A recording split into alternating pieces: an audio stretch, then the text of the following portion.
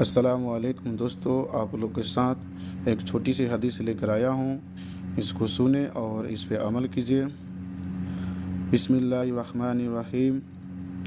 عمر بن خطاب رضی اللہ تعالیٰ عنہ سے روایت ہے، بیان کرتے ہیں کہ میں نے رسول اللہ صلی اللہ علیہ وسلم سے سنا، آپ فرماتے تھے ثواب کے تمام کام نیتوں پر ٹکے ہے اور ہر آدمی کو اسی کی نیت ہی کے مطابق پھل ملے گا۔ پھر جس آدمی نے دنیا کمانے یا کسی عورت سے شادی رچانے کے لیے وطن چھوڑا تو اس کی ہجرت اسی کام کے لیے ہے جس کے لیے اس نے ہجرت کی ہوگی۔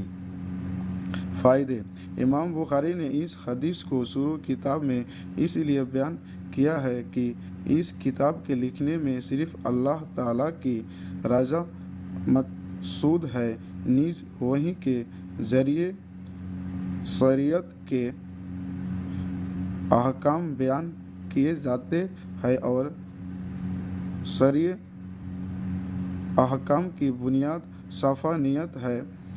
واضح رہے کہ ہر اچھے کام کی شروع کرنے کے لیے اچھی نیت کا ہونا ضروری ہے، ورنہ نہ صرف